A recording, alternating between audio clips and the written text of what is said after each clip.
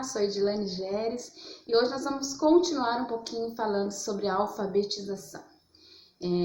Convido você, professor, educador da área de educação, para a gente acompanhar essa conversa aqui, que eu possa contribuir um pouquinho com o processo aí que a gente tanto debate todos os dias, é uma grande discussão, e tentando ajudar um pouquinho de pensar como planejar e melhorar a nossa prática pedagógica para que os alunos avancem.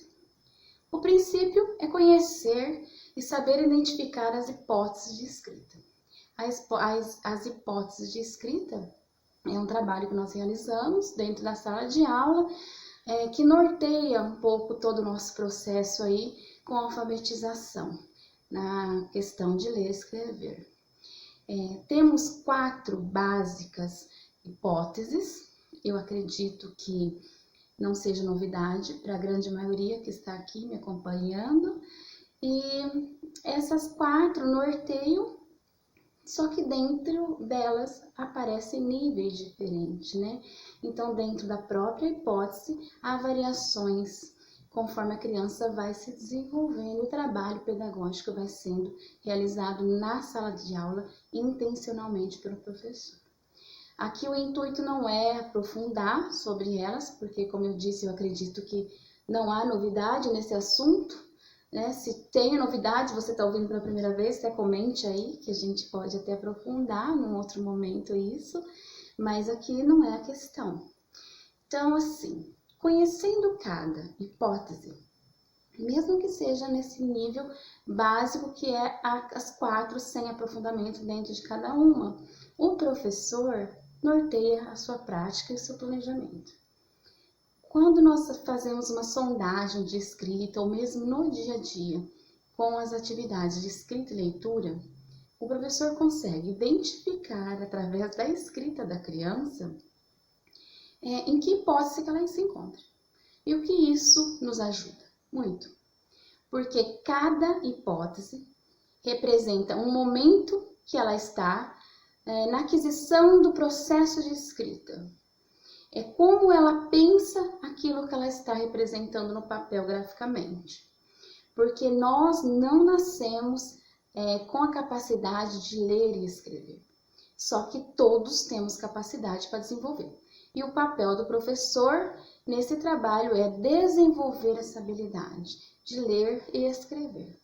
Portanto, toda a prática e todo o planejamento norteia e se baseia nas hipóteses, porque para cada hipótese eu tenho estratégias e eu tenho algumas soluções que eu posso usar, desafios que eu posso oferecer ao aluno para que ele avance para a próxima, até que se torne um aluno em hipótese alfabética, que é diferente de estar alfabetizado, né?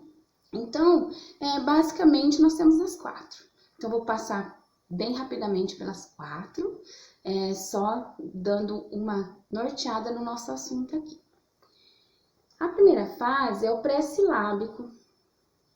O pré-silábico já nos aponta aqui um pré, que é antes da fase silábica. Esse pré-silábico, normalmente a criança conhece poucas letras, o que a gente chama de um repertório menor, tem pouco repertório, né? Normalmente ela se baseia com letras do nome, troca só a ordem, porque ela se baseia no que ela sabe.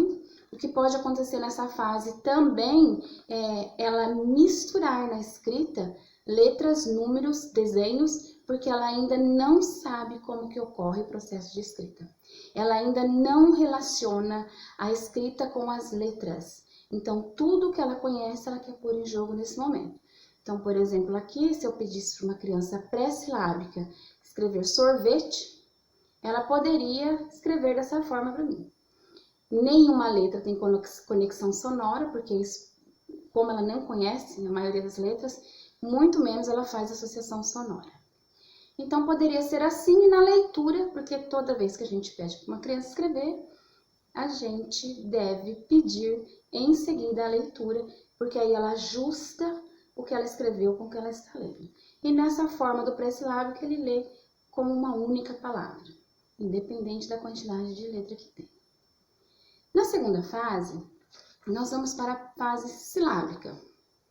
E aqui dentro do mesmo exemplo da palavra sorvete, para ficar fácil para vocês entenderem, esse aluno silábico, como eu disse, dentro das fases tem os níveis. E aqui no silábico nós temos 2 níveis que diferem a fase. O primeiro, ele já faz a escrita relacionada a cada uma letra representa uma sílaba. Então, por exemplo, esse aluno poderia escrever sorvete e na leitura ele faz esse ajuste para mim.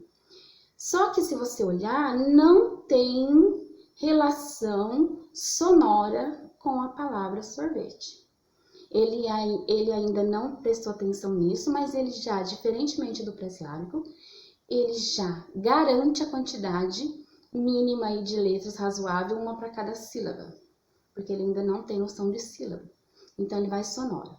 Então, esse aqui é um nível, o silábico sem valor que nós falamos. Então, ele escreve uma letra para cada sílaba, mas não tem associação sonora. Os silábicos com valor, que também está dentro dessa fase, ele poderia apresentar essas escritas. Sorvete. Aqui tem relação sonora, por isso que nós falamos silábico com valor. Ele aqui garantiu as consoantes, como ele poderia também grafar sorvete ou sorvete, que também tem relação sonora, por isso silábico com valor, só que ora ele usa vogal, ora consoante, ou só vogal ou só consoante, dependendo do repertório dele, porque ele vai utilizar as letras que ele conhece. Então, dentro dessa fase silábica, nós diferenciamos o silábico sem valor e o silábico com valor, que aí tem uma variação enorme que pode ter o valor sonoro aqui para nós, enquanto ele grafa. E nisso, o trabalho do professor se baseia em analisar a escrita que o aluno faz quando ele é exposto em jogo para pensar sobre como escrever uma palavra. A próxima fase é o silábico alfabético. Então, nessa fase ele já avançou um pouco. Ele já começa a usar mais de uma letra para sílaba. Então, eu poderia pedir a palavra sorvete e ele grafar dessas 2 maneiras. Sorvete é uma das hipóteses que ele poderia escrever. Sorvete, por causa da pronúncia. E lembrando do que a gente fala, como nós falamos, nós escrevemos. Por isso que a fala correta é tão importante. Quanto mais corretamente nós falamos com as crianças, com o aluno, ou nós mesmos adultos, quando nós precisamos redigir um texto, a escrita vai sair muito mais próxima e muito melhor do que se nós tivermos vícios, esses aí que a gente fala na linguagem coloquial, verbal, aí, do dia a dia, né? Os vícios de linguagem que a gente fala. Então, quanto mais correto, mais aproximado do perfeito ali, do correto convencionalmente, a escrita vai sair. E a criança não é diferente disso. Então, sorvete, isso para nós não é erro, né? E aí é um grande desafio nosso com os pais, porque ele vê uma escrita dessa para o professor que entende as fases de escrita, a gente vê que o aluno estava numa fase, está nessa fase, para nós o aluno avançou, e quem desconhece a parte específica da educação e da alfabetização, principalmente, fala que nós não sabemos corrigir, que antigamente corrigia, que hoje deixa-se passar, onde já se viu uma professora aceitar isso de um aluno, mas para nós, se você olhar dentro das fases, isso tá perfeito, tá ótimo, a criança está avançando. E depois nós temos o alfabético, que é onde a gente quer chegar com nossos alunos. Lembrando que alfabético não é estar alfabetizado, ok? Isso é uma fase de escrita. Isso aqui representa como a criança entende a escrita, como que ela realiza o processo. Nesse caso aqui, a palavra sorvete, o aluno poderia escrever para mim corretamente, sorvete, como ele poderia escrever sorvete. Por quê? Porque ele ainda, talvez, não tenha ainda passado por esse desafio de uma sílaba com 3 letras, que aí nós entramos nos desafios maiores, quando já está com a sílaba simples resolvida, ele já consegue colocar sílabas consoante vogal, que é o mais simples, né? Consoante vogal, por isso palavras simples. Mas essa aqui tem um pouco de dificuldade, que é o som do R no meio. Algumas crianças podem já ter percebido essa diferenciação sonora e garantir o R, como também não colocar. Só que isso, para nós, enquanto alfabetização, não difere o aluno de estar alfabético. E aí começa-se todo um processo de correção disso daqui, de ortografia, de os dígrafos, e aí é um outro trabalho. Então, perpassando por todas as fases, começamos lá do mais simples, quando ele nem ainda conhece as letras do alfabeto, não nomeia, até o processo de que ele entende, pelo menos o processo da sílaba simples, consoante vogal. Alguns já dão conta de dígrafos, de letras consoantes no meio aí, com sílabas com 3 letras, no caso de sorvete, ou não. Por isso que cada aluno, cada caso é um caso. Na verdade, não devemos escolher ou restringir um aluno porque ele tem pouca idade, ou porque ele ainda está iniciando, e de privá-lo do momento de escrita, porque é só escrevendo que a gente vai aprender a escrever. Então, ele tem que ofertar sim, e esse erro que normalmente pais, principalmente, questiona muito o professor, o coordenador, que o professor não está corrigindo, o professor não sabe dar aula, é sobre essas questões, sobre a reflexão da escrita, porque eles não têm o domínio, não têm o conhecimento dessas hipóteses. Muito bem, e como isso ajuda? Isso ajuda em vários momentos. No começo do ano, normalmente, quando eu fazia reunião com os pais, primeira coisa que eu colocava, pai tem assim aquela questão, não, meu filho é muito amiga, essa amiguinha não solta, não larga, ela gosta dela, professora, põe ela para sentar junto. E nós não levamos isso em consideração. Isso é muito difícil você tirar do pai ou explicar e ele perceber isso. Mas um trabalho também de informação dos pais, como ocorre essa hipótese, ele acaba concordando, entendendo, principalmente aceitando. Porque, por exemplo, eu não posso sentar um aluno pré-silábico, eu vou voltar lá para você ver. Imagina que eu dou uma palavra para escrever e eu coloco um menininho desse, um aluno, né, com essa hipótese pré-silábica, sentado, por exemplo, com o que já está alfabético. Eu não posso fazer esse agrupamento na sala, por mais amigos que eles sejam, porque ali eu não estou vendo amizade, eu estou vendo o trabalho pedagógico que está sendo desenvolvido. Quem que vai escrever nesse caso? O alfabético, porque ele já garante, para ele não tem desafio. Enquanto o outro tem que pensar em qual letra, qual a melhor letra, quantas letras eu vou pôr, e fazer toda essa reflexão, o alfabético já dá conta disso. Então, normalmente, o alfabético escreve e o pré-silábico copia. Nós não avançamos nenhum nem outro, porque mesmo que ele esteja alfabético na hipótese, nós precisamos desenvolver um trabalho que ele também avance, né? É porque a gente tem que garantir direito de aprendizagem a todos. Então, conhecendo os níveis, o trabalho do professor segue nessa vertente. E onde entra a consciência fonológica nisso, que é o que eu quero falar com vocês hoje. A consciência fonológica, ela nos dá um norte e um caminho. Ela é uma estratégia que o professor pode utilizar em sala de aula a partir das hipóteses de escrita. Então, eu fiz aqui também um gráfico só para a gente relembrar, não sei se todo mundo sabe. Então, não sei se todo mundo conhece, mas nós temos aqui as fases, ou a sequência aqui da consciência fonológica, que ajuda o professor nesse trabalho. Consciência fonológica nada mais é do que o trabalho com som. Esse trabalho também ajuda problemas que nós possamos ter futuramente com uma criança que necessite fazer um trabalho com fono, né? Troca de letras, diferenciar, porque a percepção auditiva é muito importante e cabe muito na alfabetização. Então, esse trabalho que é linear, e esse trabalho começa a partir de quando? Nós temos indicações de que até a partir dos 3 anos de idade que se inicia aí o processo, e até 10, 11 anos que a criança ainda está nessa fase aí que nós consideramos de alfabetização, né, porque a alfabetização não é só ler e escrever, ela tem outras habilidades que gradativamente as expectativas também trazem muito isso pra gente. Ele é um desafio que ele vai avançando de níveis, né? Por isso, cada expectativa, cada ano tem a sua expectativa. E que difere um pouquinho, que você tem sempre um desafio maior, e que a criança vai construindo aí todo o seu percurso escolar. Então, aqui é linear. Então, nós temos aqui. Eu não posso trabalhar o que eu quero, na hora que eu quero, do jeito que eu quero. Isso aqui vai muito dentro das fases. Isso também não quer dizer que se eu trabalho rima com um aluno de 3 anos, eu não posso trabalhar com um do 5º ano, com um do 4º ano.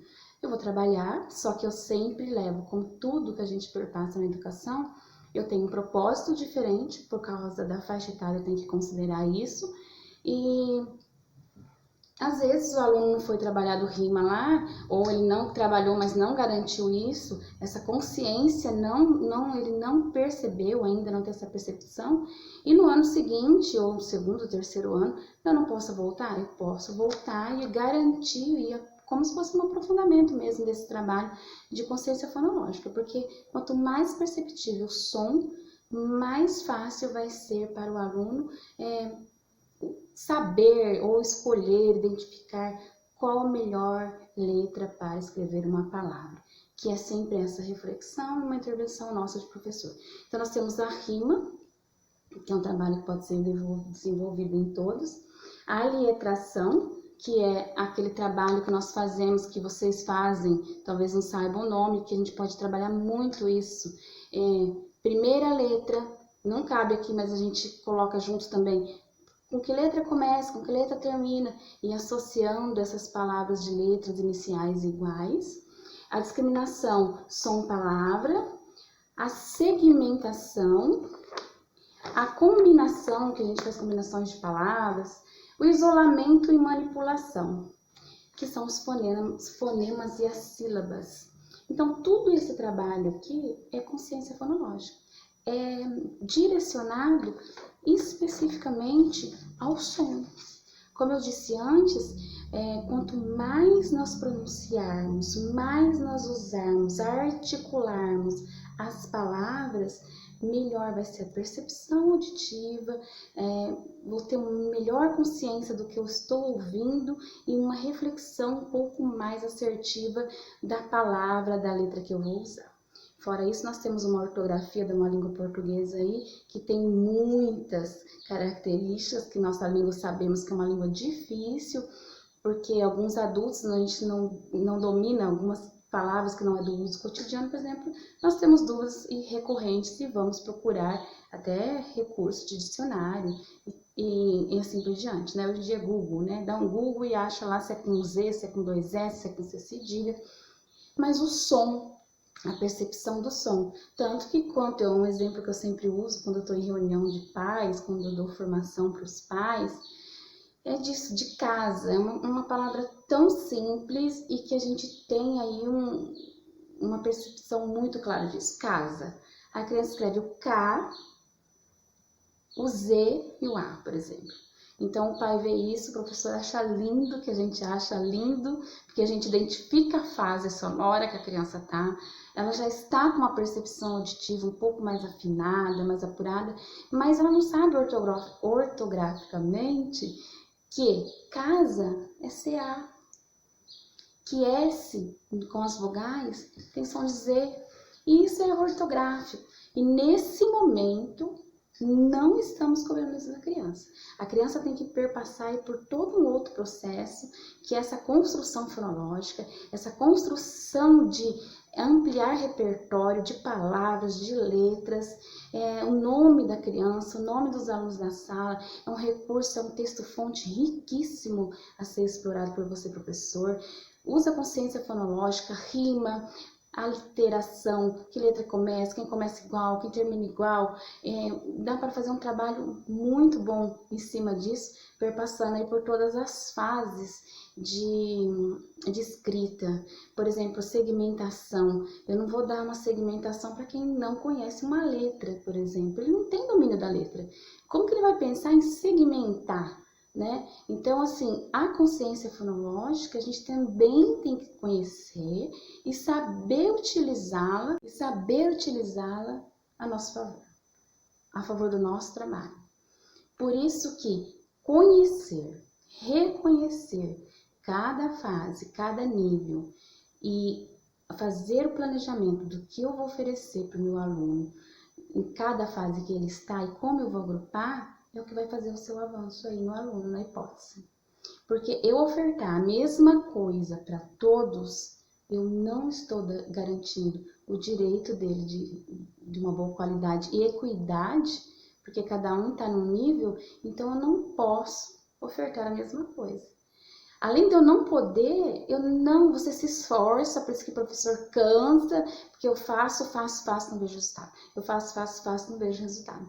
Porque talvez só um ajuste de qual a melhor atividade para aquele momento. Qual a melhor atividade para aquele meu aluno. Porque o desafio para esse não é para o outro. E se ele não tiver desafio, ele não vai refletir, ele não vai avançar. Então, eu espero ter ajudado vocês. Só lembrando, dentro das hipóteses a gente tem algumas sugestões de atividades que cabem a cada hipótese. Você sabe quais são? Por exemplo, nós não podemos, não é indicado dar, por exemplo, atividades com letras contadas, letras, por exemplo, pegar uma palavra e eu separo todas as letras e dou para um pré-silábico.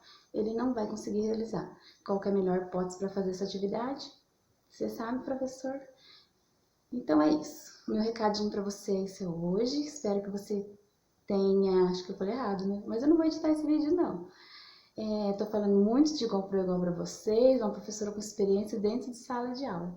E é só a gente fazer. Às vezes, na correria, no atropelo de tanta coisa para fazer, a gente deixa passar esses mínimos detalhes que faz toda a diferença na nossa aula, na nossa prática. Até a próxima, comente, deixe seu comentário aí, sua participação, eu adoro ler. Muito obrigada e até a próxima.